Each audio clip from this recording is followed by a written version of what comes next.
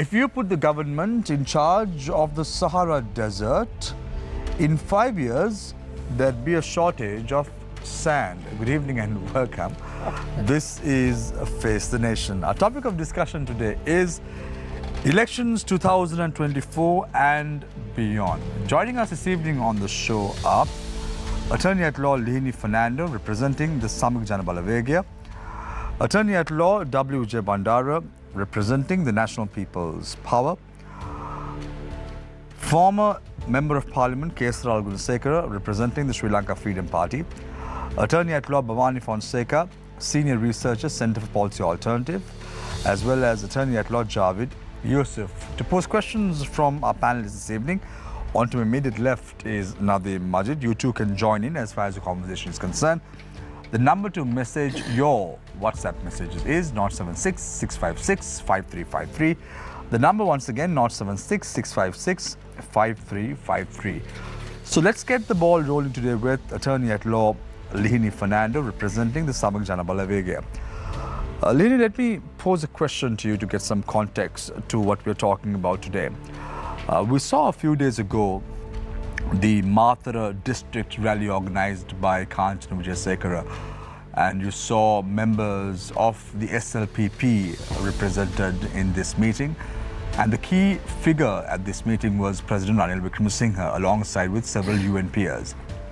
And a lot of people are saying that the traction in terms of the candidature of Ranil Wickremesinghe at a future election has now become more positive, more vibrant, more meaty.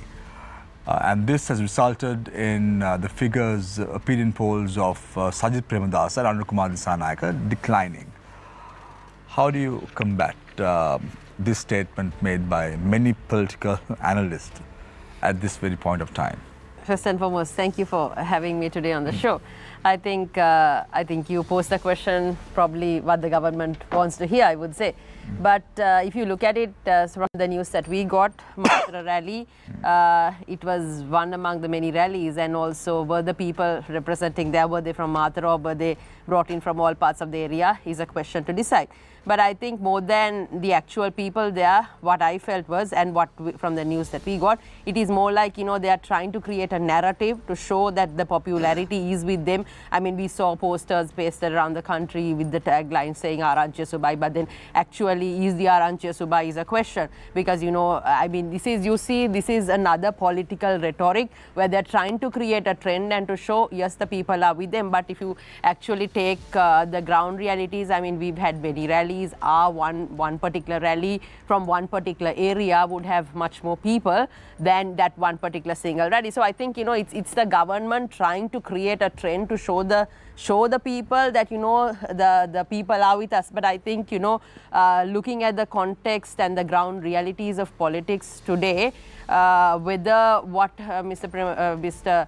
Ranil Wickremesinghe is talking out there, is it the reality? Because, I mean, if you say, yes, the IMF, the government is more considered, they are considered about, ticking the IMF boxes versus, the ground realities. People are today in power, the political issues are as it is. I mean, today we see the president trying to create a scenario where he is trying to desperately take the people from the SJB, and they were saying that many will cross over, but no one has crossed over. So, I mean, we see a lot of political drama and a lot of political play that is happening. But whereas the ground realities, SJB is holding fort. I mean, we've had many of our rallies out there, and we've managed to garner the numbers, we've managed to garner the support, and our people are with us. And I think more than the actual story, Ranil Wickremesinghe wants to portray that the people are with him, but if you really go deep down under, the people are suffering today. And no, but if you look at it, Lihini, the UNP was only one member two years ago in Parliament. Now you have the support of Kanchana Vijayasekara, Prasanna Ranatunga, Mahinda Nandaludgamage, Ali Sabri, stalwarts of the SLPP government, cabinet ministers supporting the candidature of President Ranil Wickremesinghe at a future election. Doesn't that bother you Doesn't that send jitters down the spine of the SJB? Not really. So then today we see, I mean, repeatedly we see the president taking many attempts to delay the election. We see he trying to go to court and say, his term should be extended by 1 more year. We see many political narratives of. Did he? They have asked the question, can he stay for 1 more year? And these kind of questions. So if he is not scared of it, why can't he declare election? So that question is there. So I think, what is perceived out there, what the president tries to portray out there is not the reality. Whereas, the people, the power of the people is with Mr. Premadasa. In light of all this, Lini, the more confident that you are, I'm trying to figure out why did the SJB decline to support for national government under the current presidency? Why would a question of that sort arise if you are so confident about forming your own government at a future election? I think this country needs political stability, and a political stability can only be achieved by an election. To achieve economic stability, political stability is a must. And I think, people of this country must be given the right to vote. What we see is Mr. Wickramasinghe, I mean, he was appointed for the term of Gotabaya Rajapaksa. We see he's doing certain reforms, but is he representing the mandate of the people is the question. Why would Buddhika Patirana move such a proposal at the SJB Parliamentary Committee meeting when there is no question about national government now, if you are gearing up for a presidential or a general election? No, so we are confident. We want to tell the people that we absolutely have no interest in joining hands with the government. We are for an election, and SJB is quite confident that at a next election we will be able to garner the support and steer the country in the right direction. So you put aside all the rumors that are going on, the grapevine discussions and all that about closed door meetings with the Ranil Wickramasinghe faction to form some sort of an alliance with the SJB? I would say declare an election. We will show where we stand. Are you rubbing that aside? That's my question. You can say political grapevine, many stories out there, but the reality is far different. Thank you very much, Attorney at Law Alhini Fernando. And now moving attention towards Attorney at Law W.J. Bandara representing the NPP. Mr. Vijay Bandara, interestingly, just a few months ago, the NPP seemed to be a very formidable force at an election. But now we are not hearing that anymore. We see some sort of a decline in popularity, a decline in the political rhetoric, decline in the numbers. Why is that? Who says so? We are very comfortable even at the moment. Nothing has been changed. But it's not seen is what is happening grassroots level. Every Gram Sevak division we have been campaigning. Even today I participated in one of those. So that you are not seeing those things. So people are getting ready and they expect the election to give the results. And therefore, I don't know how you come to conclusion or assumption that our popularity of our work has reduced. That is not. We have very formidable pace even as today's. And also we don't have any issue of split or crossing or buying over our members. We are very much comfortable. No such issue at all. And with regard to whether our leader will be contested or not, that is not an issue. We are very firm on that. All other parties having many issues. That's what's NPP's discipline. And we are very organized lot to face the election. And also now, since your topic is beyond the election 2022, but there are various undemocratic attempts, maybe directly Mr. Ranil Wickramasinghe or through his unseen agents.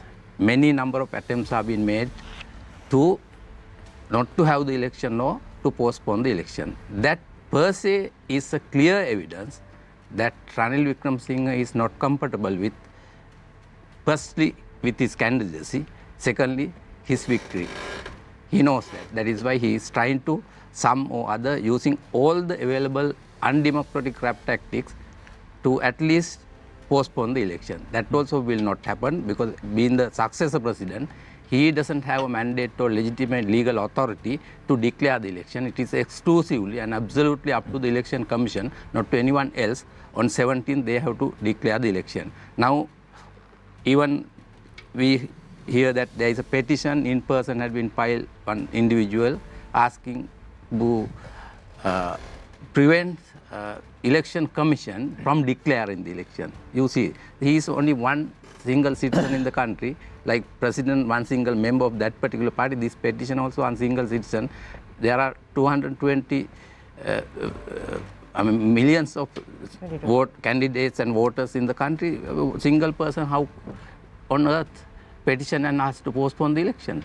I mean, these are the things should be thrown out of window without any hearing. And just a couple of weeks ago, Mr. Vijay Bandara, when we had on the very show on Face the Nation and individuals in the caliber of you, R. De Silva, we posed this question saying, what if someone goes to courts stating that the date of the election should be reconsidered, and Mr. De Silva was of the opinion that this would not happen, but now it has happened.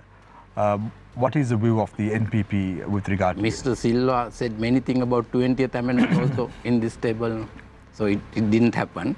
And you mean this action, the impact of this action? Yeah. I don't think any impact would happen. Even we are not bothered to intervene in that as things stand today.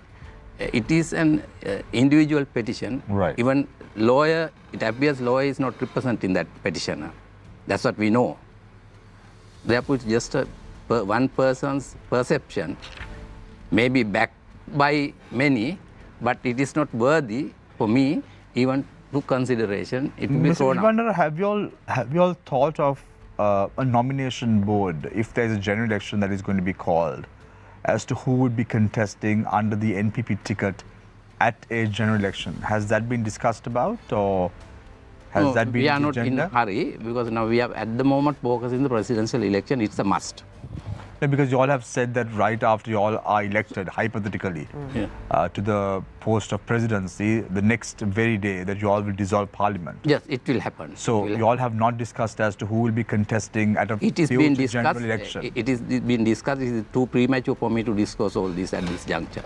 Yeah, because if you look at it, one of the allegations leveled at the NPP is the fact that apart from a few key figures, around 6 to 10 members, there are no concrete number no of merit in that, individuals who could no be merit in that. fielded We have at a general election. No merit in that version, because we have many number of professional organizations joined with us. Certainly there will be new fresh politicians who will be contesting. Other than about 10, mostly you speak about 10. So that's why we have to file a candidate list throughout the country, 225 plus 1/3 or something. So we'll fill that vacancy. So you How many members would you all win at a future election? A general election. Winning means get the majority, clear majority, without any coalition with anybody. 130. Yes, absolute majority. Thank you very much, Attorney at Law W.J. Vandara, representing the NPP. I now move my attention towards former Member of Parliament, Sirasa Gunasekara, representing the Sri Lanka Freedom Party, Mr. Gunasekara. What a pity state of affairs in the Sri Lanka Freedom Party. Such a vibrant party back then. Look at what the party has fallen into today. You've been in the Central Working Committee since 2011, if I'm not mistaken. Isn't this the most shameful time for the Sri Lanka Freedom Party? And hasn't that come at the cost of one president whose ego became more supreme than the party policies? I thought we are discussing elections and beyond. We are. We'll get to that after you answer this question, Mr. Gunasekara. Don't worry about it. I'll get back to that as well. Well, this is not something that I can answer directly, but I must tell you that if we have broken the party into two distinct groups, unless they get together, we will have problems. So most probably in the future, these discussions will take place and see as to whether there is a way of finding out differences and coming together. No, but that's a very short answer that I can give. No, but don't you think right now we saw that Jayasekara has been reinstated as the General Secretary of the Sri Lanka Freedom Party. Then you are talking about Dumin Dissanayaka being appointed through the Central Working Committee, Nimal Siripal De Silva as the chairman. Then you have Vijaydas Rajapaksa, who is the so-called presidential candidate of the SLFP at a future election. What is going on? At least we know what the SJB is doing. At least we know what the NPP is doing. At least we know what the SLPP is doing. We don't have an idea as to what the SLFP is doing. I don't even think that you are aware, Mr. Gunasekara. Forget about the people. You are in the Central Working Committee. Are you aware what's happening in the party? No, the question is, this situation arose a couple of months back, and thereafter I have not attended meetings because I've always maintained that they must get together and iron out the differences, because you can't move forward in this manner. So I hope that those things will take place. But beyond that, fundamentally we need to understand they're a very powerful party. Very powerful party. Unless they all... In shambles now, Mr. Gunasekara. In shambles. Don't say that. We can always come up the hard way. Don't say that, because the party has roots all over the country. Has roots all over the country. Who is And responsible even if- for the situation? Well, I do not know exactly. I can't say who's responsible. There may be certain parties behind it. But whoever is Ranil responsible, that is not something that I don't know now, because there is no way that I You can don't comment even on know, it. Mr. Gunasekara, what's happening in the party. How would you know someone else trying to sabotage the parties? No, there will be efforts made. future- There will be efforts made, because the vote base of the SLFP is important. So The you vote said base you said you're here today in particular to speak about elections. Tell me, who would the SLFP support at a future election? That's at a discussion we decide as to what we are So going to do. tell me. No, we have decided in. at a When meeting. are you going to decide? We'll have to get together and decide. Who? Both party groups have to get together. There is no other way. I don't think there is any other way. They need to get together and iron out the differences. When you say they have to get together with The groups now, there are two groups now. 2 or 3. Some would put it as three, but there are two groups, distinct groups. Can I name the 3 if you don't mind, please, with your Go ahead. You seem to know more about SLFP than me. Nimal Siripal de Silva's faction, Vijayasa Rajapaksa's faction, Dayasa Jayasekara's faction. I don't think Dayasa Jayasekara per se has a faction as such, but he's a wonderful secretary. I must admit that fact. Wonderful secretary. I must admit. So you would that fact. side with him. No, I don't say that I side with him, but what I say is all of them must get together, and I'm sure he will work on that. So you're saying, Mr. Gunasekara, all these factions have to get together and all that. I totally understand what That's the you're only saying. way. But I'm trying to figure out what is the role of the Central Working Committee of the party. Central Working Are Committee. they supposed to give the direction for the party's future and the policy direction? Yeah, but the question is this: once a party is split into two, there always is bound to be problems. So. So, I'm right when I said in my opening question to you, Yeah. one president's ego has reigned supreme than the party policies of the Sri Lanka Freedom Party. You can't say that exactly. All this stemmed from the fact that court case where the judgment was issued barring Maithripala Sirisena from holding the post of president. Everything started from that point. So we don't know exactly what has happened. So we need to get together. I still feel that getting together is the only answer. There is no other way. If you are told to side a faction, whose side would you take? No, I have told them specifically no factions. I'm not going to side any faction. I'm not Might as well on the step support down. of any faction. Far more way to be out of it. For me, getting together is the answer. There is no other way, because Who are I you have supporting seen an election? faction. Who are you supporting an election? Pardon? Who would you support an election independently? That is something that we have to decide. So you as a person. No, I have not. I don't have to come to that, because I have an SLFP. I fundamentally have an SLFP. But there is no SLFP now. That is what you say. SLFP is a powerful party, yeah? That's why everybody is Was interested. before. No, don't say that. The membership is still there. Many people don't understand that. Membership is still there. But where was And his in the membership at absence local of government elections in the 2019? absence of the Where Pohottu was not his membership- contesting. Where was his membership at the 2019 local government election? Look, I mean, that's exactly what I just told you. Pohottu, because of Pohottu. beyond that, there is nothing else. I still feel that all these people have to come back to SLFP. Right. Thank you very much, former Member of Parliament, Sirasa Gunasekara, Sri Lanka Freedom Party. I now move my attention towards Attorney at Law Bhavani Fonseca, a senior researcher of the Centre for Policy Alternatives. Bhavani, when you look at all this, doesn't it look like the comedy of errors? Sri Lanka, look at the politicians fighting with each other. We still don't know what the direction the country has to have. Recently, we saw the debt restructuring agreements coming into play, but still for all, people don't know what the context or the content of these agreements are. What have you agreed upon? Nothing. And Sri Lanka looks like in the midst of a play right now. And we are the victims of it and facing the brunt of all these actions of our politicians. Sad state of affairs, isn't it? Very much, but, and Shamir, thank you for inviting me. Just listening to the three speakers before me, I think we're now in a new situation. We've had this kind of chaos and drama before. So it's more about, at this moment, and it's very important to discuss these things on TV, is to actually put things out there and actually have that debate and have clarity in terms of what should be happening and what the citizens should be demanding of all political parties. And at least you've got three parties here. My question is, why are the others not here? And I think this is a conversation that needs to continue in the lead up to elections and when elections are called. There are very, very important questions that should be posed to all parties who are interested to represent the person. In terms of their own positions, you raised the whole issue of the economic debt restructuring. I mean, we don't know what's going to happen. There's a whole spate of laws the government is bringing out, but really is there a debate? What are the positions of the key candidates on key positions, like the structure of the state?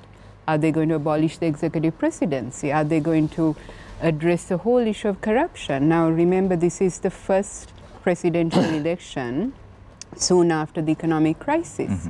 I think these are questions that need to be posed to the candidates, but to the parties as well. So your question about isn't this a play, I think we've seen this play over and over again. I mean, I don't think anyone would say they're surprised. My fear, though, is what awaits us into the coming months. Will elections be held? That's the big question. Will it be free and fair? Will voters be really interested to go and vote? So I think there are lots of things that we will have to see, but the main, I think, thing for all citizens to ensure is that democracy stay its course, and we have to fight for our democracy. Bhavani, you very skeptically say, will the elections be held? And if the elections are held, is it going to be free and fair? Now that raises an eyebrow. We were all of the opinion that the elections are going to be held in October. I hope so. And now you are saying that will the elections be held? And then you're wondering, is it really going to be held? Well, Shamir, look at it. Look what happened last year. The local government elections. I mean, we were all saying elections need to be held. We've had that discussion in the show itself as to the importance of franchise, the importance of a voter being able to select their elected representatives. I think everyone here will agree that's very important. What happened was elections were postponed on the guise of not having money. Several of us are in court on this issue. The Supreme Court has given an interim order saying money should be released. Have we had elections? No. This was in last year, just last year. Now, one would say presidential elections, there is much more scrutiny, there's a lot more pressure, but considering the fact, despite the demands were so many that franchise should stay its course, democracy is critical, various excuses were used. So that's why I'm saying there could be things, and I think the case filed today in the Supreme Court, now it's before the Supreme Court, we'll have to see what happens. These raises questions whether elections will happen as it should happen, as mandated in the Constitution. So what's there in the Constitution is very clear. Let's see if the Election Commission does its work. They have made public announcements that elections should happen during that particular time period. But also because, Shamir, Sri Lanka has a history of election violence. There are questions of whether some elections were free and fair. Now, we have come a long way considering the violence of the past. And luckily, in the last few elections, we didn't see that level. But, you know, if there's desperate measures being taken by particular entities, anything is possible. How important is an election right now, Bhavani? Elections are important at any given time, Shamir. I keep saying this, you should never say elections should be postponed. Sri Lanka has had a near 3-decade war. We had elections during that time.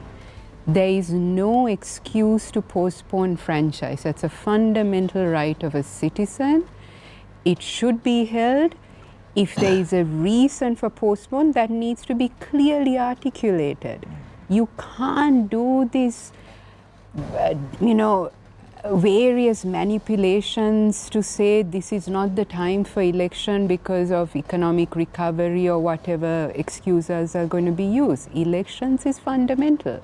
I don't think we should even have a question whether elections should be postponed. There's no discussion whatsoever on a topic like that. There shouldn't be. Should not be in case things are not clear. Thanks a lot, Attorney at Law Bhavani Fonseca, Senior Researcher, Center for Policy Alternatives, Attorney at Law Javed Yusuf. Javed, you are very vocal, somewhat controversial on the show. Tell me who's leading if there's an election right now in the country. I'll give you the candidates also if you want to. Do you want me to? You go ahead. Ranil Wickremesinghe, Sajid Premadasa, Anukumar Dissanayake, and a member from the SLPP, which we don't know yet. Now tell me, who is leading at an election right now? If you have an election right now, who is leading? Yeah, that is a question I cannot answer. Who is leading? I can't even answer, I think, who will win. Maybe closer to the election we can say that. Because now this is the lead up to the election. Meetings are being held. There's a hype being created in various ways. But from the country's point of view, I think it is very sad. Not only we have got into an economic mess, single-handedly created by a group of people, but now it has superseded, or shall I say, spread into the political arena. Now, while, as Bhavani said, we have had these, people jumping around and so on at normal elections, but in these elections, I think, whether it's deliberate or otherwise, I don't know, there is a clear situation where people are confused. And there's an attempt to confuse people by raising, drawing red herrings, as it were. Now, there was a reference, for instance, to the meeting at Matara the other day. Now, I don't want to mention names because many of the people who I have in mind are not here. But these are the very people who spoke at the 2019 election and raised an individual on a high and said he's the savior. Now they are now saying somebody else is the savior. Right? It also shows their political fickleness, because the policies of the two whom they are supporting are diametrically opposed. Now, the question again, it comes back, and I'm happy that Bhavani mentioned it. My strong belief is that until the executive presidency is abolished, the path for the country to move forward is going to be skewed. But unfortunately, that has gone off the radar at the moment. But we have to go beyond individual-based the individual leadership is very important, but the whole team is also important. So when the people, that's why you see, why I said that there is confusion. When you ask certain groups who will be your candidate and so on, they say we will choose the winning candidate, not the right candidate, not the one who will deliver the goods for the people. So the emphasis and the, focus is entirely different. So now, when you say, just interrupt you for a second, Javed, you said that the team is important. Are you trying to punch at a political party here? no, I'm not punching at a political party, but I'm trying to draw the guidelines. When people choose, even when we vote, there should be a criteria for choosing. No. So right now we know certain members who are contesting. Let's take, for an example, the NPP as well as the SJB. Yeah. At the face of it. Yeah. Yeah. What's your take? As far as I read it, it is only the SJB and the NPP who have a political focus. One may agree with either one of them or both of them or some parts of it. But the rest are in total confusion. Now, if you look at the SLPP secretary, Mr. Sagara Karyavasam, saying just, I don't know, today or yesterday, that they are prepared to give nominations to Mr. Ranil Wickremesinghe if he leaves the UMP and comes to the SLPP. Now, then on the other hand, when the president is being marketed without actually him declaring his candidature, they say that he will be an independent candidate supported by parties. Now, when you are supported by political groups, you are no longer independent. So you're saying, in other words, Javed, it's not only the people who are confused, it's the political parties who are confused. Yeah. Because look at the Mathura rally that was held. You had SLPP strongmen attending that meeting in question. That has happened for the very first time. Look at the SLFP, for an example, in total disarray. Now, if you look at the Mathura meeting, on that stage are many people who hail Mr. Gotabaya Rajapaksa as a Lee Kuan Yew and a Mahathir moment. It's not far away from our mind. They are the very same people who are coming. I read that as an attempt by many of these people to sort of, all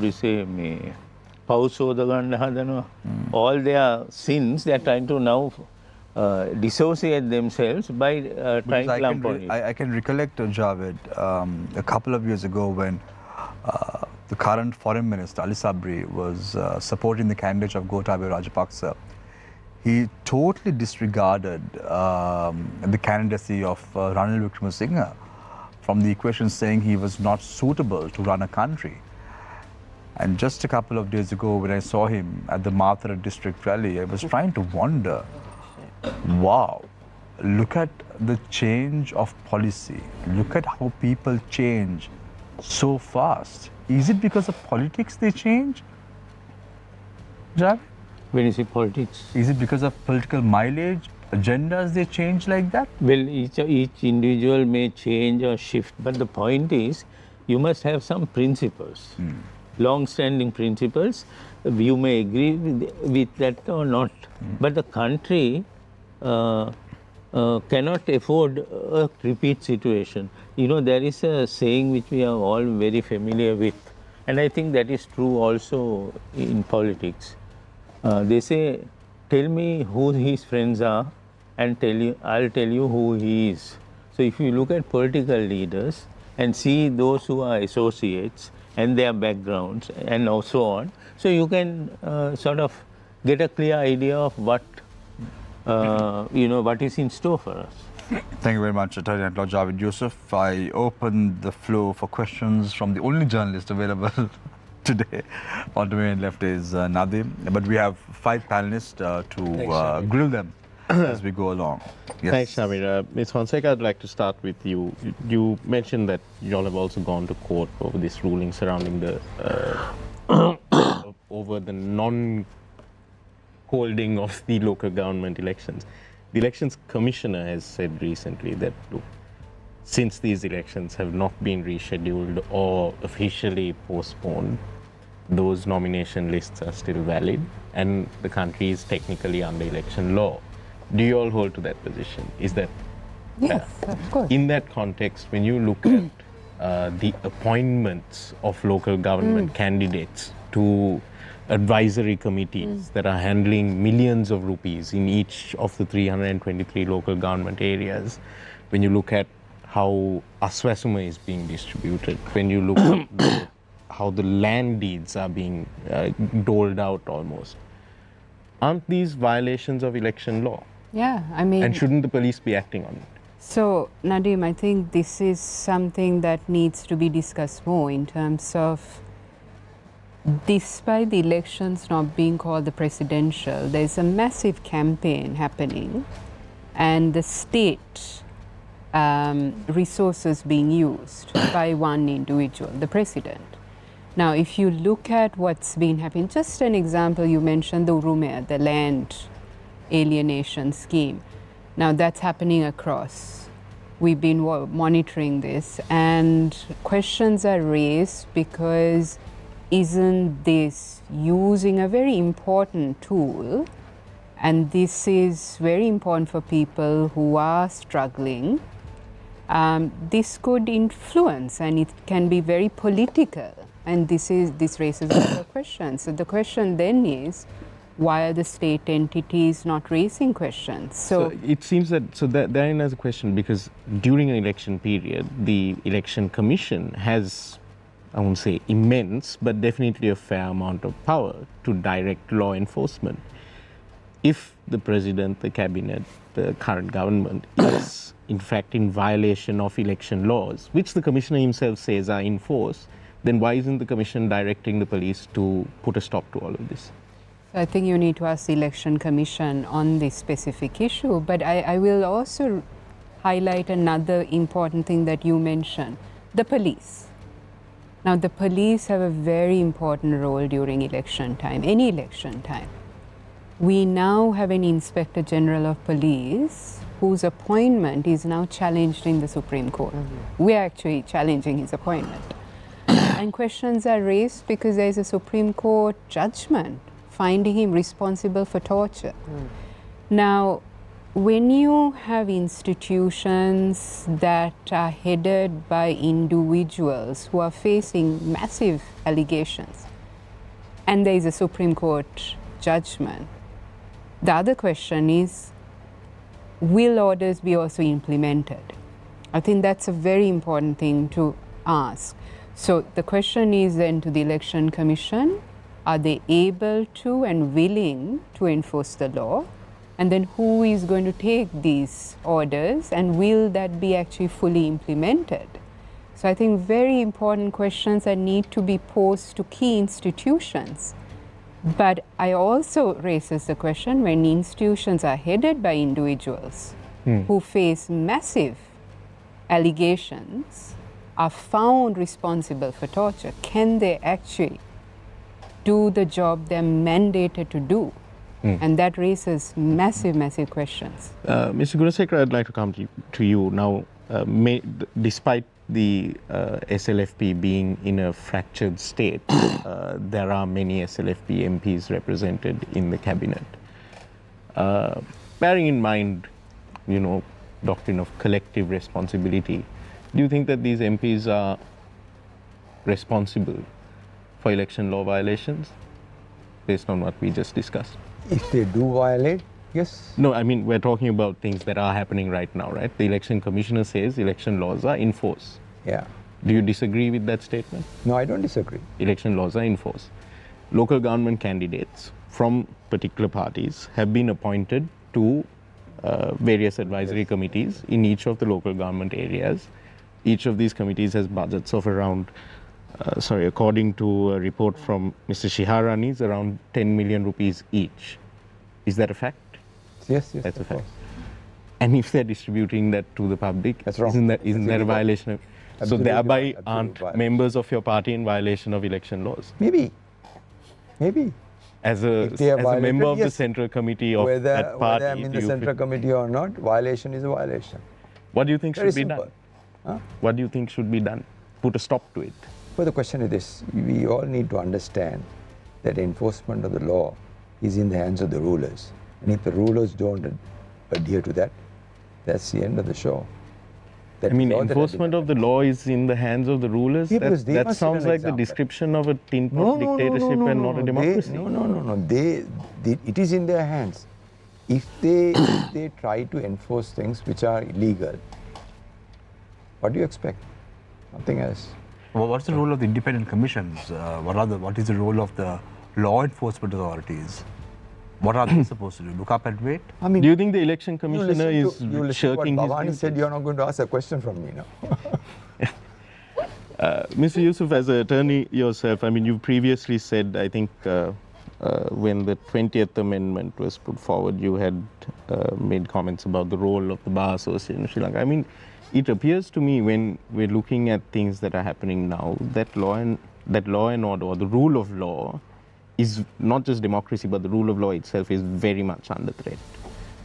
What is the role of the legal fraternity at this instance, the Bar Association, the various ethics committees? It seems that none of these institutions are functioning. Yeah, definitely the Bar Association has to give the lead, particularly in relation to rule of law.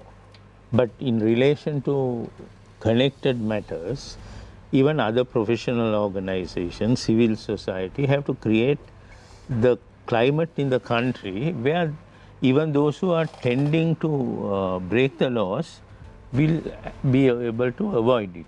So that's where the political culture has to change. And now some of the comments made here that some commissions are not doing what they have to do, or some institutions like the police are not carrying out what. I mean, there are many issues. For instance, look at the so-called anti-drug campaign. Yukti, right?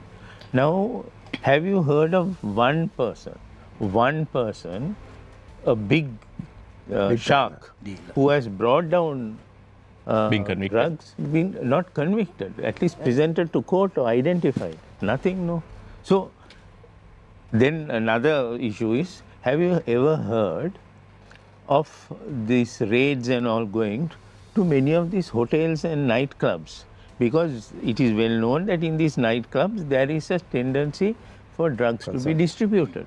And now you see the tragic incident of this young couple of Boy and girl. We don't know what the facts are. No, we don't know. But you're casting aspersions. No, I'm not casting any aspersion. But what I'm saying is, these. You're by mentioning drugs and them in the same sentence, you're casting an aspersion. But the point is, there is speculation, no? There is speculation. There can be speculation about anything. Okay, fair enough. But the point I'm making is, not one person, not one shark has been brought forward. Or is it because they keep getting shot? Yeah. So anyway, the only way, in my view, at this point of time, for all these institutions to work and start working, there has to be a political change. But it seems that anticipating that political change, if you listen, I mean, even when shortly after the gender bill was brought, the determination of the Supreme Court was was issued, you saw the president accusing the Supreme Court of judicial cannibalism.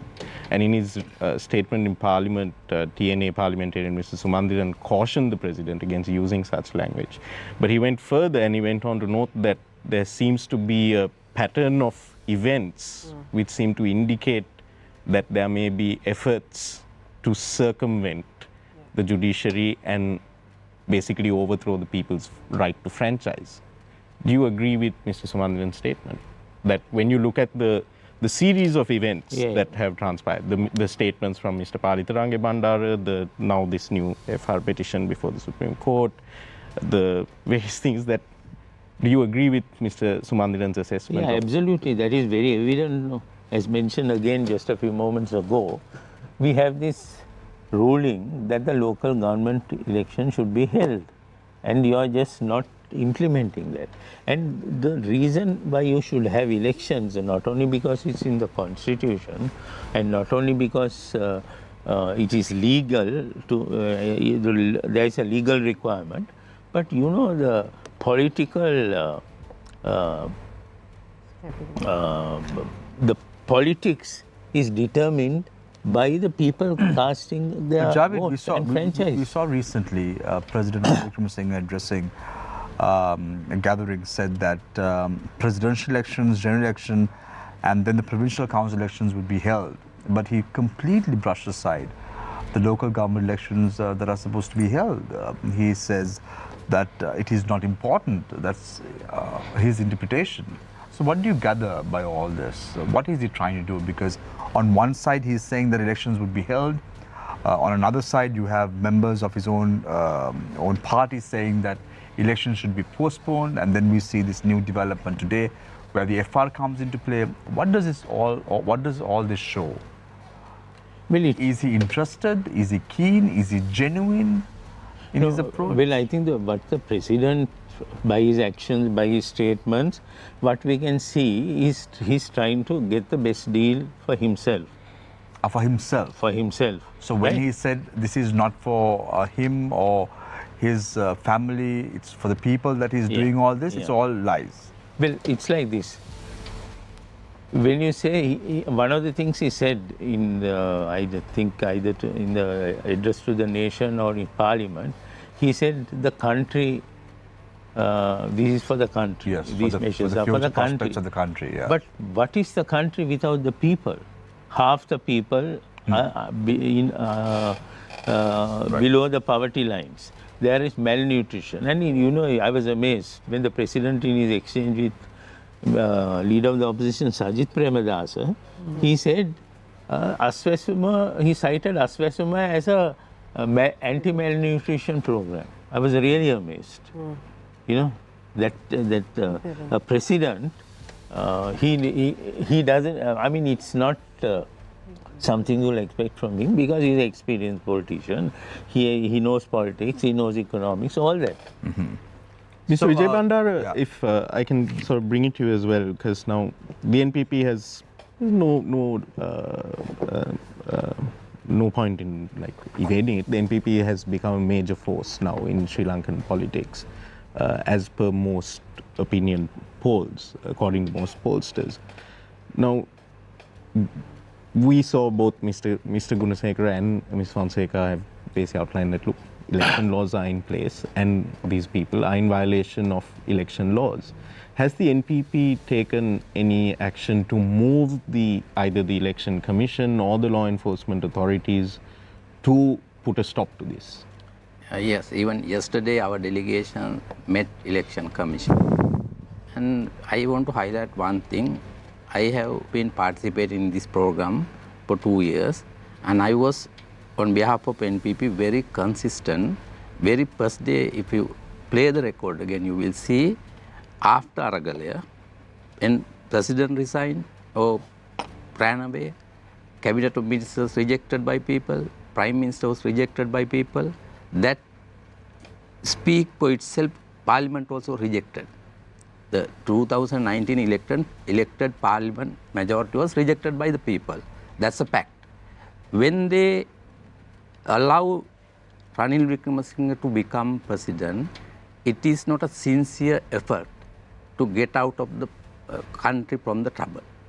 It is an attempt to safeguard the Pohottuwa members' interest. The establishment. And they allow Ranil Wickremesinghe, who had no mandate, to become the president. From the inception of this episode, I have been telling, I have been advocate, even today I am telling, this is a Vikurti Palanya. Utterly undemocratic governance system.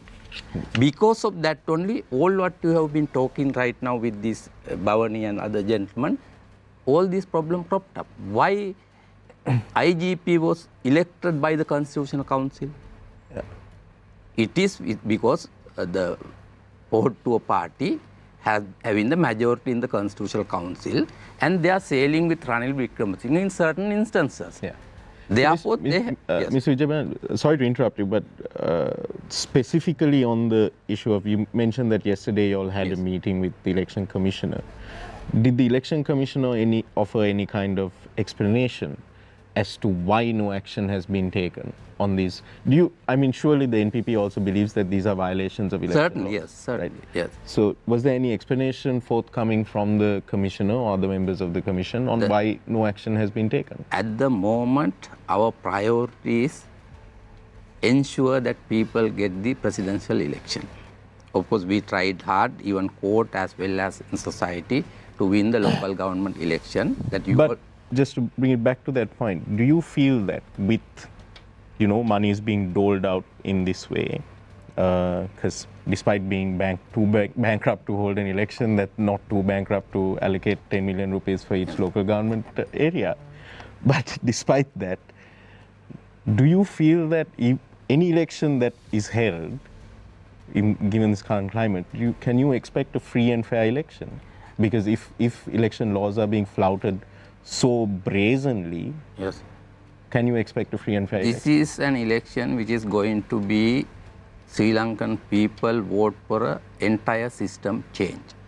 That is been smelled by most of the parties who have been governing the country previously. That is why they have become so much of panic.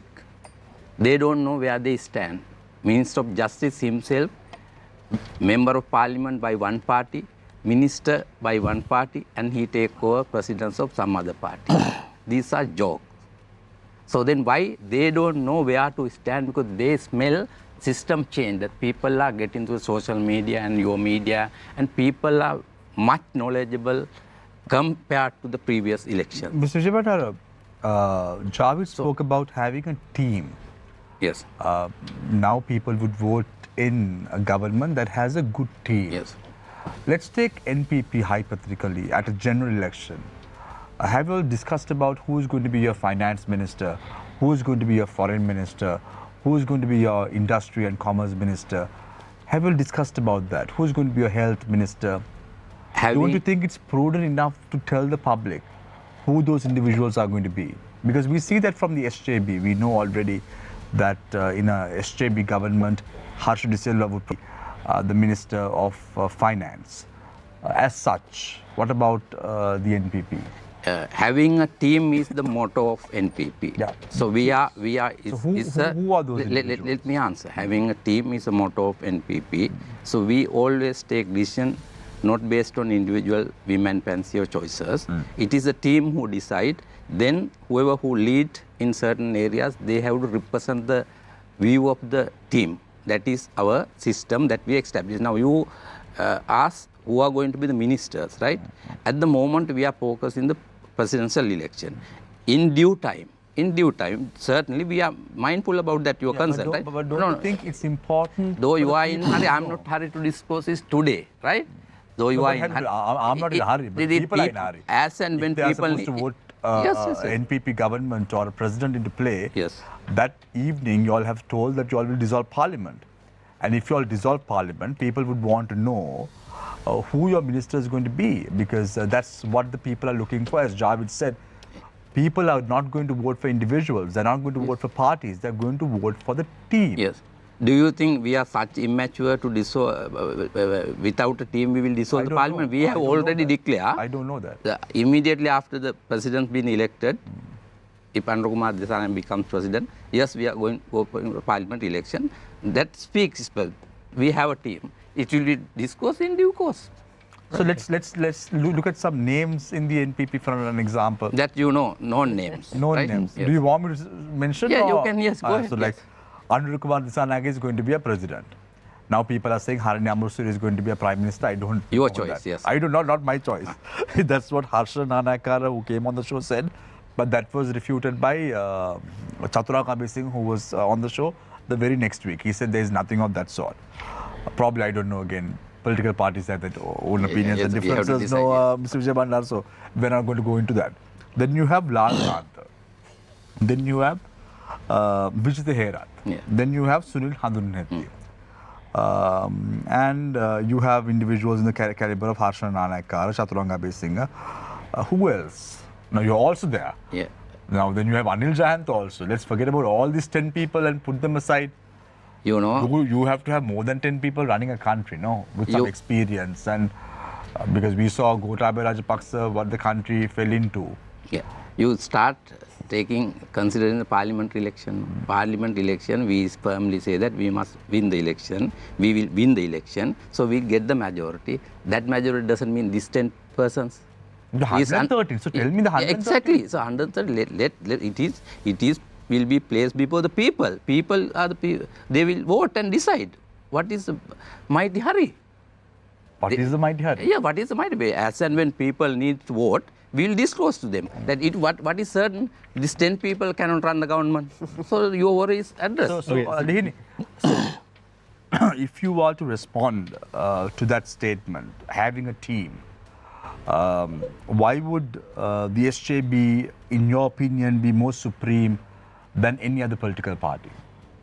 I think we have been in power at many times, and our individuals. And you all have failed miserably. I disagree. I disagree on that. I mean, running a country is not about getting on stage and talking political rhetorics like what what some of these parties do, because there is a scientific way of governing a country, and I mean, we have put out a blueprint, we have put out an economic plan, and all of that. Remember 2015? Let me answer. Do you remember 2015? Yeah. The scientific way in which you all did a cabinet. Minister of Highways was joined with the Minister of Higher Education. Remember? Very scientific. There is a SJB as a party. It's very clear that we are the alternative. We are the only people who actually have the team with the experience as well as with the individuals with expertise and the knowledge. I mean, we've put out our blueprint. We have clearly said that this country must be governed with socio-economic policies, open market policies. Our policies are out there. I mean, we are never shy to come out and debate on our policies like some other parties who do not want to come into economic debate. So, I mean, it is very clear who is the alternative in this country. It's not about, I mean, people in this country also must understand.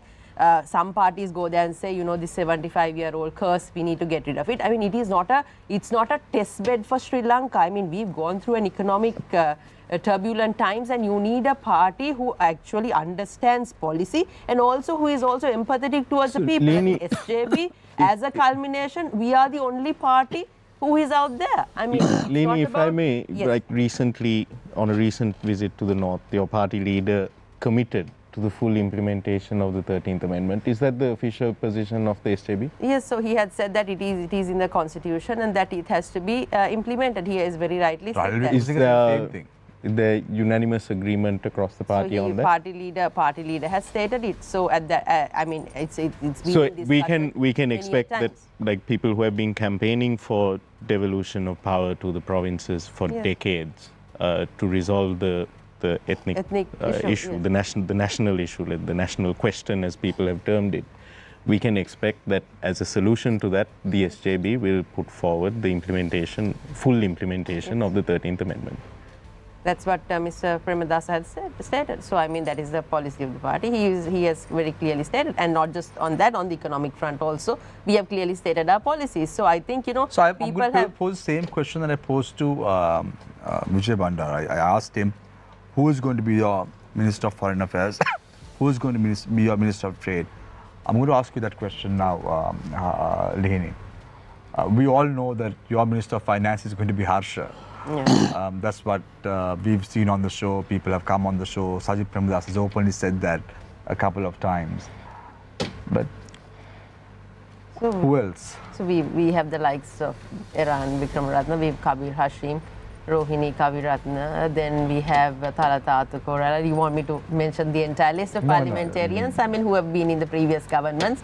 I mean, we but have look at your party. Your party is also just like the SLFP. No, I completely disagree. I mean, you come to a debate where we are never shy to come on and to talk on issues. No, we're not talking about that. I'm just saying your party is also split. That's what I mean. I disagree. Your party chairman, your party chairman might disagree. Our party, people want to join. Yes, there is an issue with Mr. Fonseca, and I then there is a problem. I mean, if he's the member of if he's the chairman, I personally disagree on the public statements that he has made, and it is highly uncalled for. I mean, if he has issues, he must resolve internally.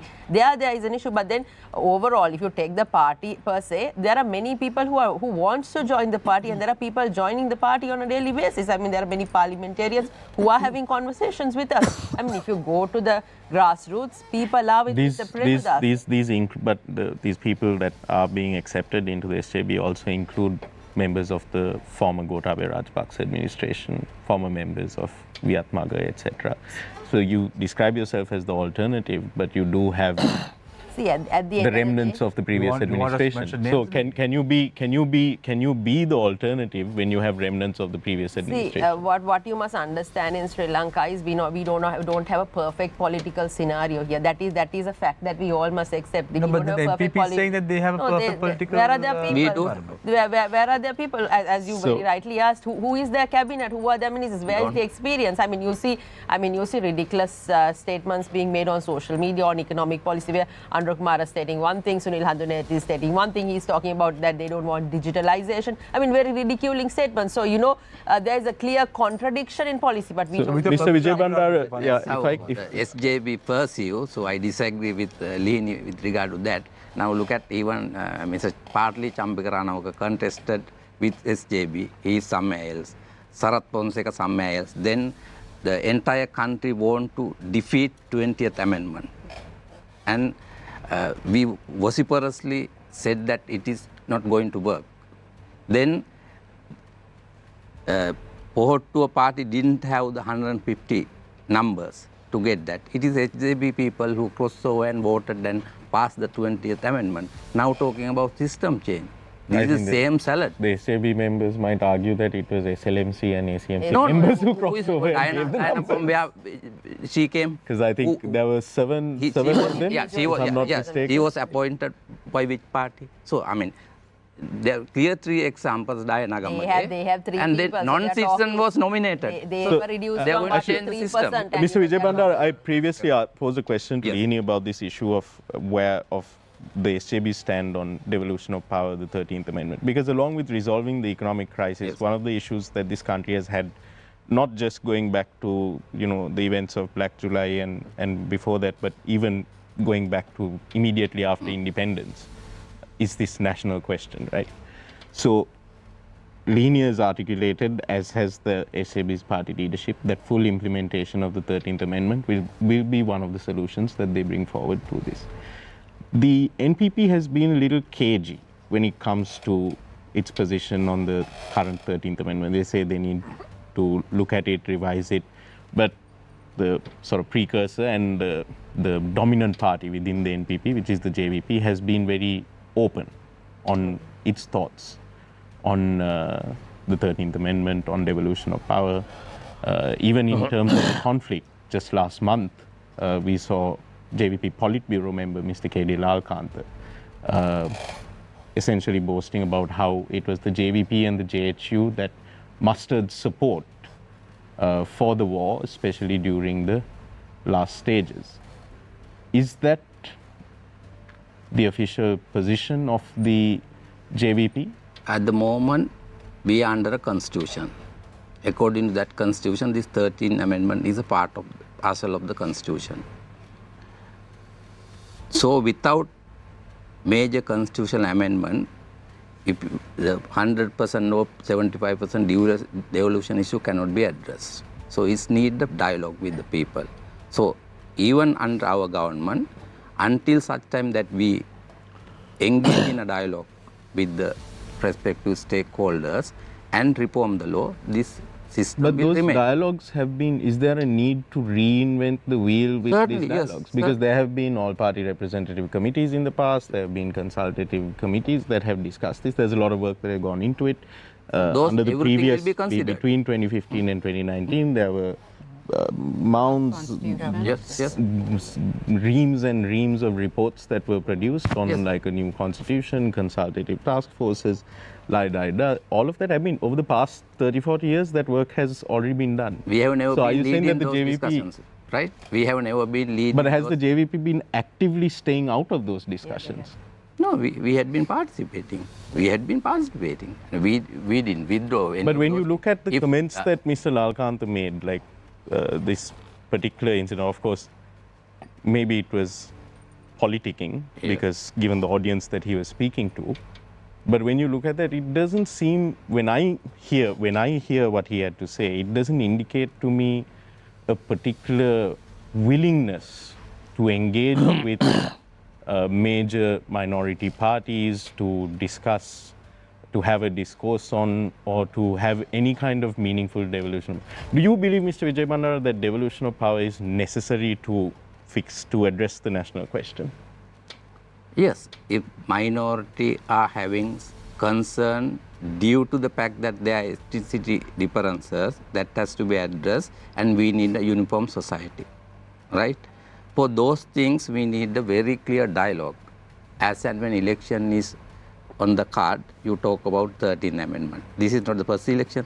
These topics had been talking. No, I've asked this question from many JP members over the many times that they've been here, election or no election. But that's why I said that the responses have always been very cagey. So at the moment, it's similar to the responses that I get when I ask about why the party has taken a decision to not make their asset declarations public, for example. The responses are very cagey. So there is a very valid concern when I ask these questions. So we are not against devolution of power.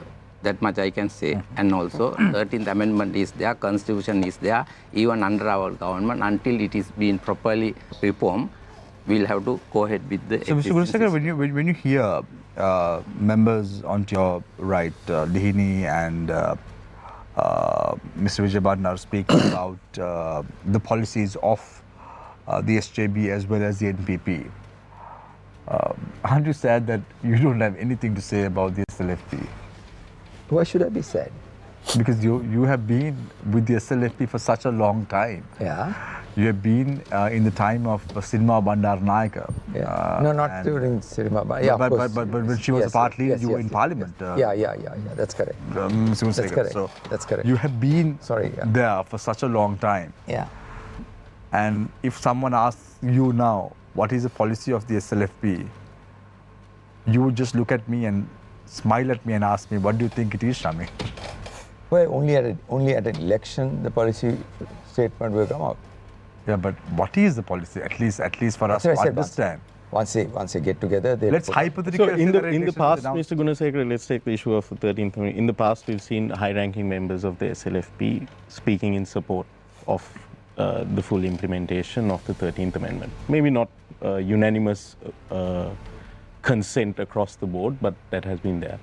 Is that element still alive within the current Sri Lanka Freedom Party, or has the SLFP essentially merged with the SLPP's line of thinking on that issue? No, that has not been discussed. That what you are saying has not been discussed at the Central Committee at all. Okay. No, but what is the policy of the SLFP? In terms of economics, in terms of the debt restructuring, is there any policy of the SLFP? Have you all discussed about it? Do you all have an opinion about it? We have in the past. We have discussed. No, not in the past. I'm saying at present. Now we saw at present there is an issue. The Subaranche coming into play. Do you all have any opinion? I have not participated in any of the meetings. I have not participated because simple reason that they are factions. Who is handling the SLFP now? Is it Chandrika Bandaranaike Kumarthunga? No, SLFP, there are two groups. Who's calling for now? When you are called for Central Committee meetings, who requests you to come? Both parties, both sections, both groups. And you don't go for any? I have not gone. And I have told them that it's not correct for me to participate. It sounds like you are seriously considering departing and becoming independent. No, I didn't. No. No. Your loyalty to the party. I'll be there. SLFP is a powerful party. You say Buddhika Patran, I don't know whether you remember, Buddhika Patran at one point, I can't remember the year exactly. He cut his hand and he signed in blood saying that he will never leave the UNP. And then 2 years from that point onwards, he crossed over the SJB. Yeah, but you can't blame him because there was no UNP at the last election. But all this is just rhetoric, no, at the end of the day. All of you are part of it, and then whenever it's convenient for you, you just get out of it. No, never. What is right, what is wrong is right. I mean, maybe I have been a victim as a result as well, for being honest. I've been a victim. So, I don't openly speak about do you things. think the SLFP should field a candidate at a future? Of course. They have SLFP to. must field a candidate. That's my gut feeling. Who should it be? It depends. You'll have to discuss. It's not correct for me to mention Why? names. Sirasa Rajapaksa's name has already come up now, Mr. Gunasekara. No, that's correct. Then he's your candidate. No, that name came up. That's correct. So he's your it's not- candidate. It's not wrong. Huh? That name But came is he the candidate? up. If both parties must agree. I mean, why should I speak for only When you one? say both parties, you mean both Both factions? groups. Both groups. factions. Okay. Both So I thought you were No, talking no. about like. Both So, factions are. Why- But Shamaya, I must tell you, Sri Lanka Freedom Party is a very, very strong party. Many people don't understand Long that. time ago. No, Long no, time no, ago. no, no. Don't ever say that. I still feel Sri Lanka Freedom Party can do a lot. Can do a lot. They must unite together. now, Mr. Gunasekara, I know for a fact when you go to areas like Akurasa, There are. there are staunch supporters of SLFP. Or Mrs. Bandaranaike. It's Bandaranaike's time, but that breed is going away. People are forgetting the SLFP.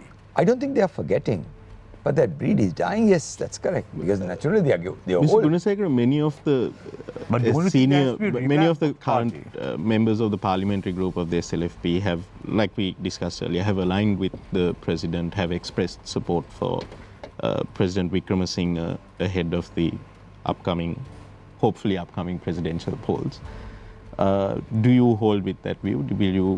Will you wait and see what the Central Committee decides? That is not the majority decision of the SLFP. So these are just a breakaway faction of MPs? I wouldn't say breakaway because they're part of the party now. But they're Because part they of the already- party, but they're backing a different candidate. That could be. No, but As I don't said, you think, they're but- factions, no? but Mr. Gunasekara, don't you think there has to be a revamp in the party? Now, see, Of course. We see the NPP, totally we agree. see the JVP before, but Yeah. now we see the NPP. Yeah. We saw the UNP before, we see the SJB. Yeah.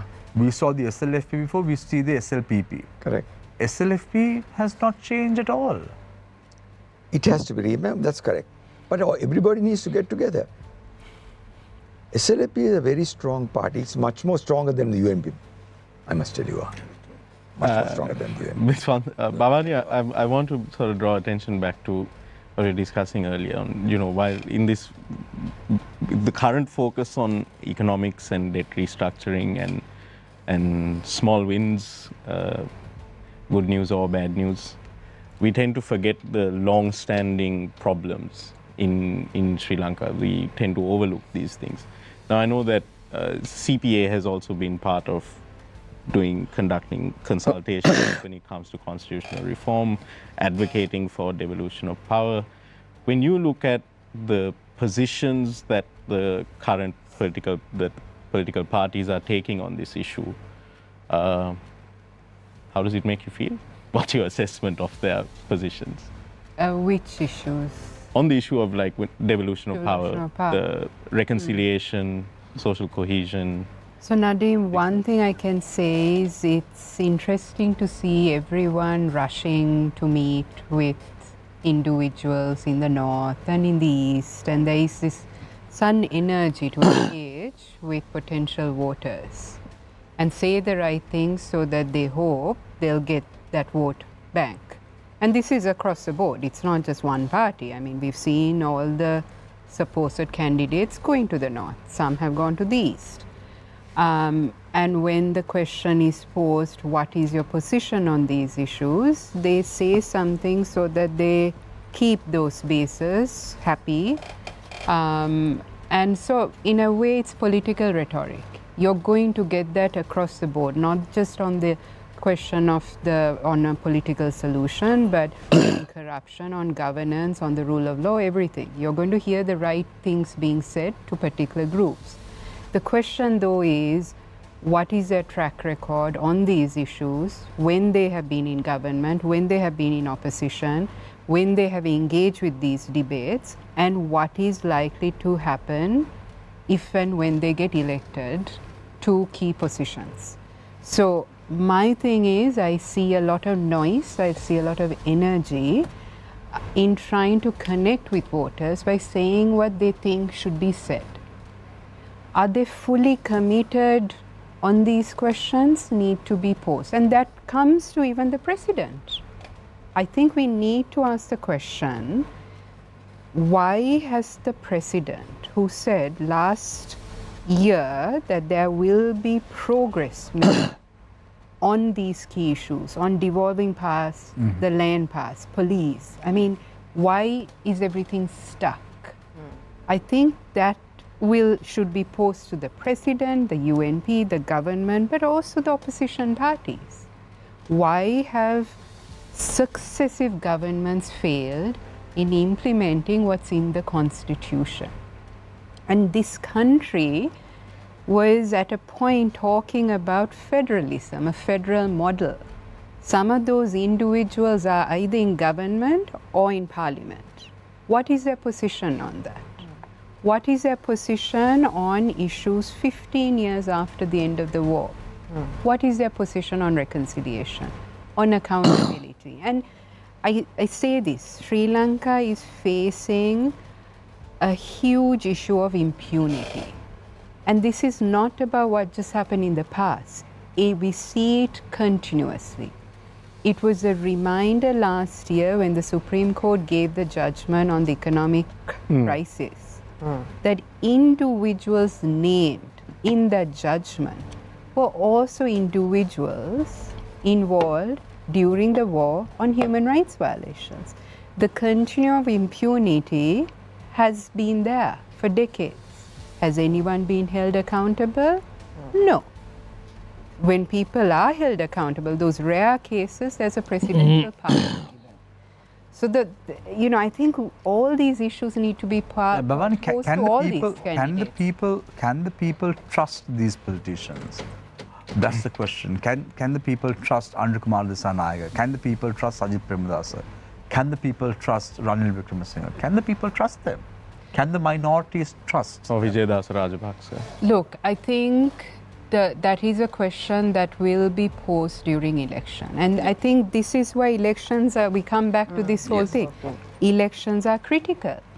If it's held free and fair, and people feel they have trust in a candidate, they will go and vote. Sri Lanka has had a history of a high turnout. And I think with all the drama, with all the chaos, with all these mad things that are happening, people will go and vote. They will vote. People will vote. I think they will vote if it's a free and fair election. But this is what I'm saying, is what will be done to convince otherwise. This is the thing. So Javed, the biggest question right now in Sri Lanka is the fact that elections, whether it's going to be held, but then the other question is it going to be a protest vote? Because in 2015 we saw the people did not want Mahinda Rajapaksa to continue. They wanted an end to the 2 terms. So people voted in Maithripala Sirisena. And we spoke and boasted about good governance. Nothing happened. In 2019, after the Easter Sunday bomb attacks, people wanted the national security to be strengthened. As a result of that, again, it was a protest vote, and we saw Gotabaya Rajapaksa coming into play. 2024, we see the hallmarks of another protest vote. What are the dangers of going to the polling booth having this notion in mind? It shouldn't be a protest vote, should it? Or it should be an informed voting decision that the people make at the end of the day, isn't it? Yeah, I agree with you. That again is a danger that I foresee at the next elections, because people will go and vote. That is our tradition, when elections come, but I hope they take the correct decision. And in taking the correct decision, you have to hold people who have messed up accountable, and also look forward that the parties which present themselves are likely to deliver the goods. So there are several factors. One is the program that they present, the track record of the of those who are contesting and where they have stood at. Now, references made to the northern, that many parties are going to the north and this thing, and that I think that is important. Now, I think if I'm not mistaken, I think the panel will correct me if I'm wrong, in 2019, the minorities were discarded. They only catered to the singular majority. Yeah. So that itself divides. So going to the north, of course, those who go and dialogue with them, they must present their cases and take stand. That is very good. Now you can use several yardsticks to measure. Now if you have a leader who's prepared to go to a Sinhalese area or to a Buddhist temple and say, I will look after the minorities, because everybody has to be treated well, then there is something to be said for that person, right? No, but they don't do that. No, there are people who do it. You can look around. Yeah. But in 2019, the danger was, while talking these things on platforms, I can't remember the figure, 800 or 8,000. Galagodatte Jnanasara Thero said that in that election, he visited and spoke to people in 800 or 8,000 temples, I can't remember. So you can imagine what sort of poison was poured into forming obviously not an informed decision, a biased decision. So this is why I say, there are various ways of looking at it. No, but right now, Javed, my question was, there is a lot of traction for the NPP. We know that you can't discard that as a political party now. The 3% has now increased significantly from what they were before. But must the people test a new political party right now? Don't you think what is important right now in the country is the experience, is the courage to take decisions? Because we're talking about bringing back the stolen money to the country. That was systemic change that the people demanded for at the Aragale. So don't you think the people should vote in a political party which has the experience and the technical know-how to steer the country's economy, and also have foreign relations to make sure that we steer the country towards a golden era, at least from now onwards? Yeah, I mean, that's about taking informed decisions. That is absolutely correct. You have to have, as I said, the leadership should be good, the team should be good, the policy should be good, their track record should be good. So the people will have to decide. So my question now to is Mr. Vijay Bandara. Mr. Vijay Bandara, in 2015, when the good government came into power under the leadership of Maithripala Sirisena and Prime Minister, Anurakumar Dissanayake was playing a big role in terms of making sure that those who were corrupt were brought before justice. There were a lot of talk about having an office next to the temple trees, and that office was handled by Anurakumar Dissanayake at that time. But we didn't. No, but there was this talk. Don't misquote. Anurakumar Dissanayake didn't handle any office, right? Okay. Please. So please don't misquote. You know. People are saying. People say that. So I just said what the people are saying. So anyway, Anurakumar Dissanayake played a big role in terms of. No big role. No big role. Ask, right. So the question is, now you're talking about bringing back the stolen money. You're talking about those who are corrupt to be brought before justice. How do you all intend to do this? Yes. Because now you all had, a few months ago, you all had a press conference. You all brought in a lot of files. You all said, we have the files of each and every corrupt deal in the country. But nothing happened. Yes. But what difference would it create if you all are elected to power now? Yes. First and foremost condition to implement the black letter law is to have an exemplary governance system. That was what we have been lacking throughout the history.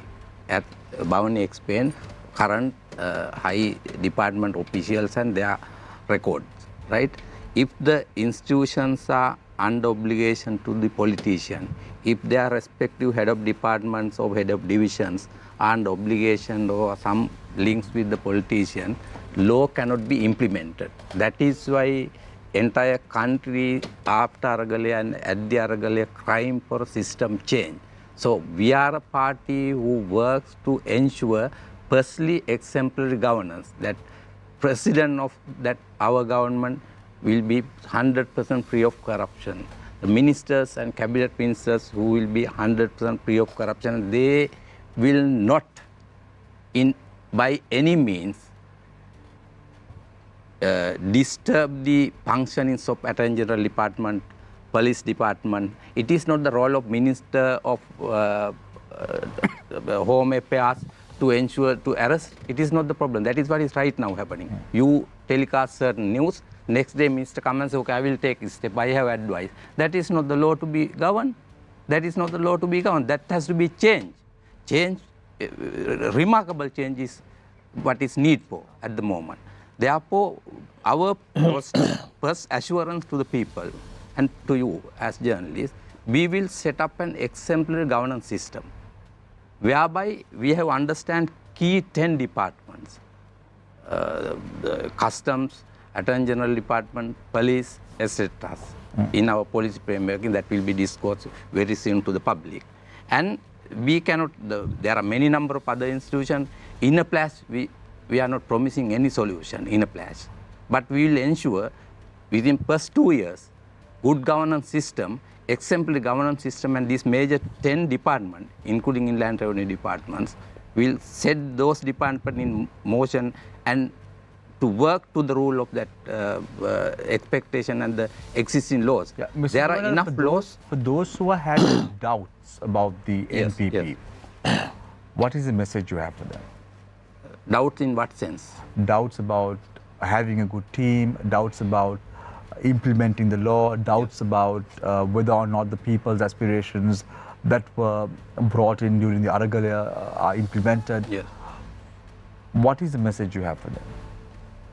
Message will be that so far all those advisors to various passing constitution amendment, they have not been done their duty properly. So our advisors will be disclosed with the names with the ministers, and they are the people behind this running of this ministry. If any constitutional amendment or law reforms are brought in, we will disclose who are actually responsible. Right now, which is not happening. And those advisors are accountable. Those advisors are accountable. Therefore, we will ensure the accountability of advisors, intellectuals. Right. At the moment, intellectuals do lot of misdeed, and they just get away. So Lini, Can I counter this? Yeah, I will let you counter that, but I want to answer this as well in the same time. What is the message you have for those who have not yet decided on their vote? Why must they vote an SJB government into power? Before that, I will say what Mr. Vijay Bandara is saying. If you are given a clean white sheet of paper to build your country on that, whatever he's saying on a theoretical platform will work. But what the NPP is not understanding is there's an existing system in the country, and you have got to have the experience to navigate the existing system. We are not in an ideal scenario. This is a bankrupt country. You need to recover the country. You need people with experience and expertise who understand how you can link Sri Lanka with the world, market opportunities, how to open up Sri Lanka, who understands economics, policies. It's not about, being dependent on others. I mean, you ask a few hardcore economic questions from the NPP members. Can they answer? You need to give 10 benchmarks or 10 questions, ask them. Let the people of this country judge. I mean, I think it is time. Elections in this country, it's no longer about rhetoric. It's no longer about coming and saying, look, I mean, what we hear is for every question, we will get you and me both are not economists, right? Yes, we will. You talk about economy. We will put the people behind us. No, you need to understand policies. Debates must be on policy, economic policy, to health policy, all of that. We need to. People of this country must make their decisions based on that. It's no longer about rhetoric. And I think SJB per se. When the NPP invited SJB leader to come for a debate. No, there was that. I refute that, Shamil. We initially it was up. No. Initially. We said, let's talk about economic policy. They shied away. They shied away. Then only they counter it, saying, you know, let's make it a debate between the leaders. But we said we clearly had communicated. I mean, let's rest that question. I don't want to comment. We have replied to that issue. Let's rest that question. I mean, we see, you know, which Anwar Kumar going on state media, giving airtime. You know, we can argue about that. I mean, there is clear doubt on that, whether it was actually genuine or whether it was politically motivated. Anyway, why should the people vote for SJB? SJB is the only party in this country which has individuals who have been in government and who has experience and who has the clear economic policy, who has the right intention, who understands the people, who has the empathy towards the people, who can lead. We have spoken, we have put out our policies, we have clearly, even right now in Parliament, we are the only party that asks the hard questions from the executive. Even today, you can see how Mr. Premadasa questioned the president. I mean, in very situations, we have not shied away. When the government has done the right thing, we have said it's the right thing, and we have even on corruption, factors relating to corruption. That is one of the reasons why we never went and joined with this particular executive also. So clearly, people in this country, people must understand that this is not a protest vote. I mean, this is not the time to bring in a new set of people and to try out new things. Sri Lanka must come out of this economic situation, and for that you need political stability, and you need a team that has international experience who can link Sri Lanka. I mean, we have the team. It's not just about Mr. Premadasa, it's about the people around him, and we have policy advisors. We've already done up our policies, and also to understand the implementation. So, I mean, it's very clear. I mean, it's no longer about political rhetorics which people must follow. Right. So, I want to close today's discussion on our topic on politics and beyond, but I want to, Nadeem, you have a question? One quick question for each of our panelists, actually. I want to bring it full circle back to the election and potential efforts to circumvent the judiciary and the people's franchise. You know, in Sri Lanka, there's been history surrounding this kind of election postponements, skullduggery. We saw that with the 82 referendum. You know, in philosophy, there's this theory of a Hanlon's razor, which is that you must not attribute to malice that which is adequately explained by incompetence. We know that in 82 a referendum was held to extend the term of a disproportionate parliament. Government was popular at the time, but still disproportionately represented in parliament. And that, while correlation is not entirely causation, there was some contribution from that towards what was one of the bloodiest decades in the history of this country. Black July, the rise of the LTTE, the JVP insurrection, the state-sponsored hit squads, Ukusa, all of that. A lot of people that you know, that some of you probably personally know, lost their lives as well. In that context, when you look at what is potentially, when you look at what Mr. Sumandiran was talking about in Parliament as well, I have just one quick question for each of you. These efforts to undermine franchise, starting with you, Mr. Yusuf, is it incompetence or malice? Incompetence or malice? Or malice? I think it's neither. It's fear. Fear, right? But let me. No, I'll let Shamil do that in the wrap up. But Bhavani, incompetence or malice? In terms of trying to postpone, undermine the franchise. Going by what we've seen, yeah, I think it's a combination of scuttling democracy. Mr. Gunasekara, incompetence or malice? Maybe beyond that. Beyond that. Mr. Vijay Bandara, incompetence or malice? Plus fear of being defeated. Malice and fear. Lihini, incompetence or malice? Fear and greed for power. Thank you. Right. Thank you, so in closing, I want the five speakers to talk about elections and beyond. What must the people look for at an election? And why must the government immediately hold elections and not take a decision to make sure that the people's franchise is not exercised? So let's start off with Javed. Yeah. Firstly, I know that morality and politics don't mix, but it's immoral to postpone elections. So, for that reason, elections should not be postponed. But if you look at the past, and I think Nadeem mentioned it in passing, the 82 referendum, which prevented the election being held, we saw the consequences because they say parliament is a club, right? If the elections were held in 82, Prabhakaran would have probably come to parliament. Rohana Vijayveera would have probably come into parliament. And there would have been a sobering effect. You know, parliament has a sobering effect where revolutionaries get sort of de-revolutionarized, right? Of course, these are speculative, but I mean, if you look at it, that's what happened. So, consequences have taught us that there is disaster in such a course of action that we follow. And if you will permit me, Shamir, I want to say something about the SLFP. It is a great tragedy as to what the SLFP has befallen today, because the SLFP has contributed greatly to the transformation of the country, the people, the ordinary man, given his rightful place, and so on and so forth.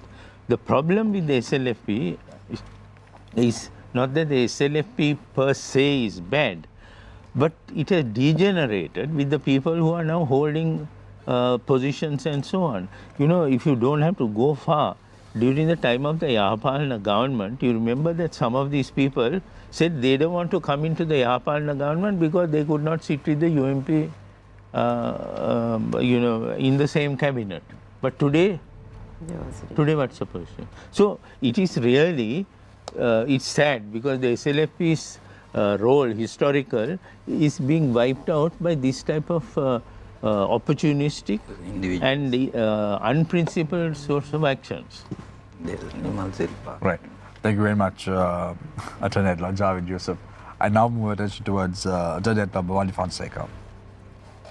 So, Shamir, I think for all of us who are going to see some more dynamics and gymnastics into the coming months, it's very important to remember that one individual is not going to make this massive change, and it shouldn't be. So I think it's very important. My opening remarks also, I said we need to ask the questions of what are the key positions of the candidates and the parties, including things that we heard very loud and clear from thousands of people who call for a system change. Abolishing the executive presidency, good governance, transparency, corruption, accountability, that whole spate.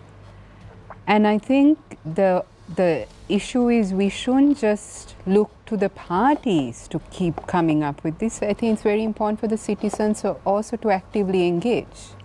Why are we then sitting back and expecting some who've been in the political arena for decades and not really done much or failed miserably to now suddenly come up with the goods now? So I think in a way it's critical for all of us, for your viewers, for others who are sometimes armchair critics, to come out and actively engage. Political accountability is critical at this moment. And this election could be the turning point in pushing these actors to be responsible in what they can deliver. So it's not the individual, it's the system. And I think going back to making sure if the system is to work, we all have to have a role in that. And it's not just churning out laws, which is what we're seeing now with no consultations, no transparency. It's making sure that the grievances of the people are heard. People want elections. That is loud and clear. We need to ensure those elections happen as mandated, free and fair. But one of the things I think is going to be critical is Sri Lanka in its democracy have seen ups and downs. We've seen a war, we've seen a tsunami, we've seen a constitutional crisis, we've seen a lot. out of all of that, it's a resilience of the people that we've seen come out and push back on undemocratic moves. What we are seeing now is a very powerful executive president going to parliament, using parliament privilege to threaten the judiciary, to threaten independent institutions, to threaten the Constitution Council. We all need to push back. So I'll end here in that this quote of eternal vigilance is the price of liberty.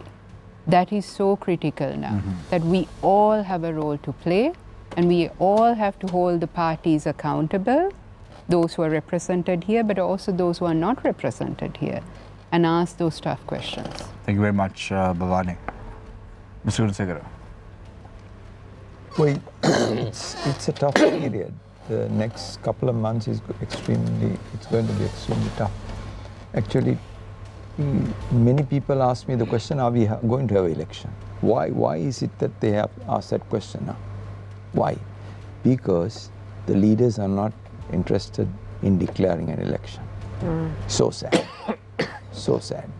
Leaders should have the courage and the guts to declare an election. Elections will be held at the correct time. I feel delaying is not going to be the answer. Delaying is not going to be the answer. It will be worse.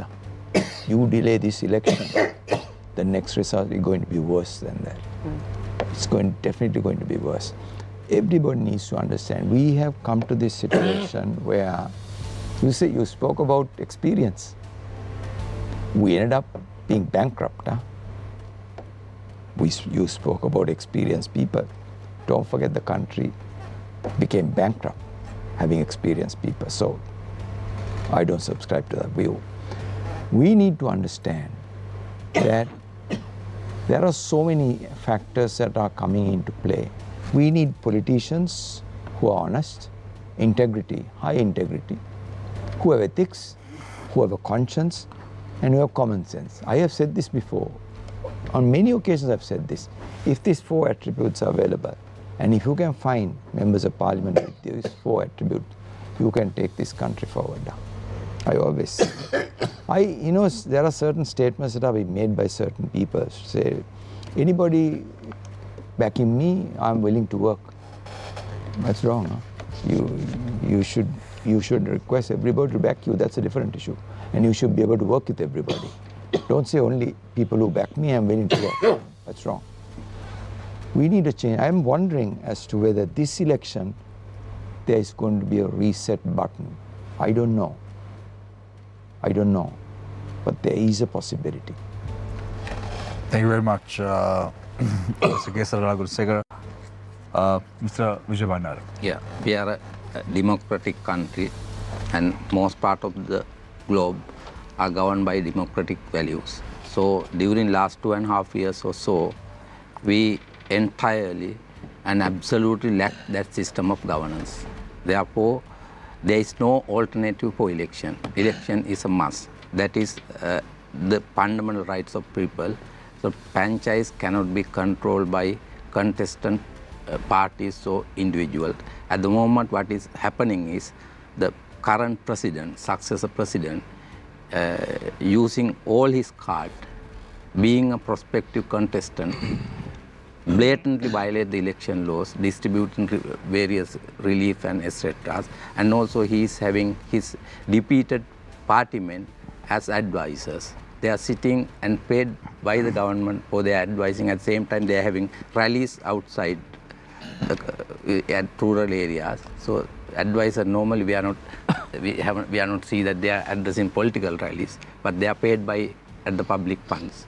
So this system has to be changed. We cannot trust this president to have the election, but it is the election commission who are entrusted and vested with the exclusive powers to declaring election after 17th of this month. So election commission, I invite, that's a noble duty cast on them. If they, due to any pressure, if they refrain from their constitutional duty, that is the most worst crime ever any public office can do. Therefore, I expect election commission to act promptly and without any further delay. When the president at least he think it is a victory for him, at least delay for 2 weeks. He want to delay and show that he wins something, and also discourage people. People are getting ready. So he needs to discourage by postponing at least for 1 week. Therefore, I humbly invite all respected members of the Election Commission, act promptly. You are duty bound to the entire nation, and you have a right. President has no right whatsoever to speak about the election. He is going to be a contestant, and there is no, if at all, if he is a people elected president, after first term is over, after 4 years, president can say, I'm going to contest. Then only president can set in motion election, president's election. But this president has no such power.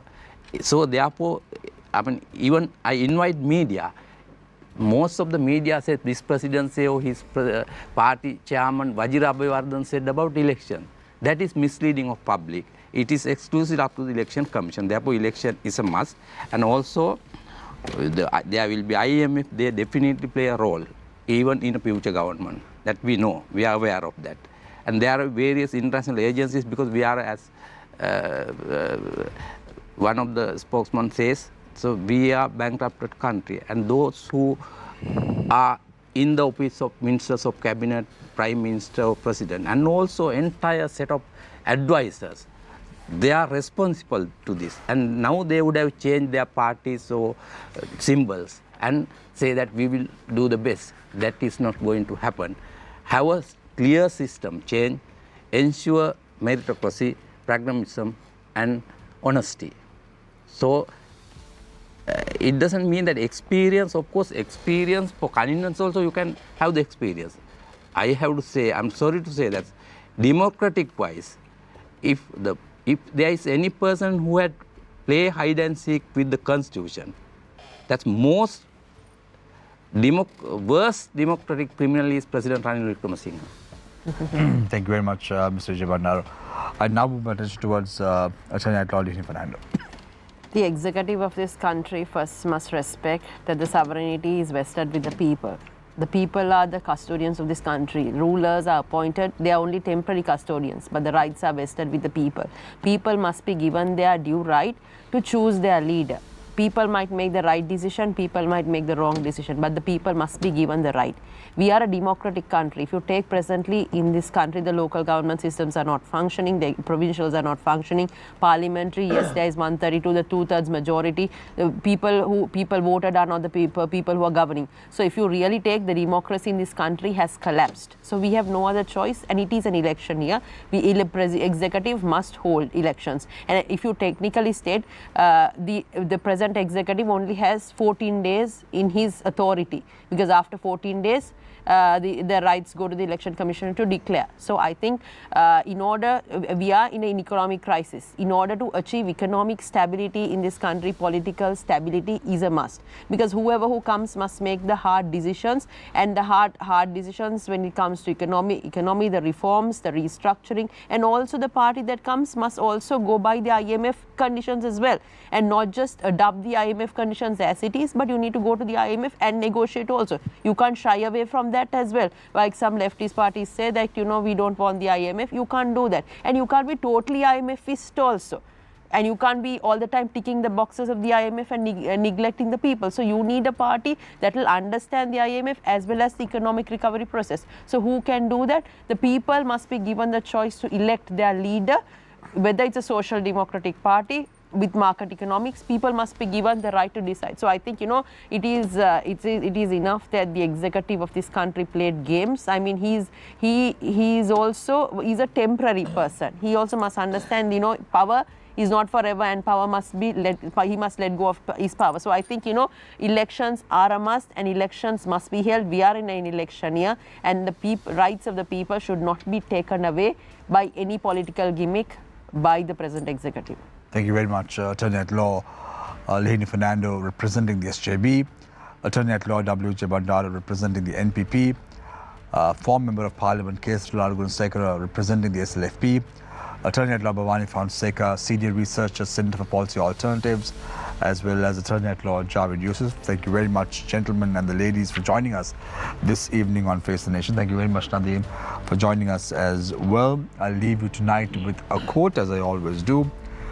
Nobody makes a greater mistake than he who does nothing because he could do only a little. Take care and good night.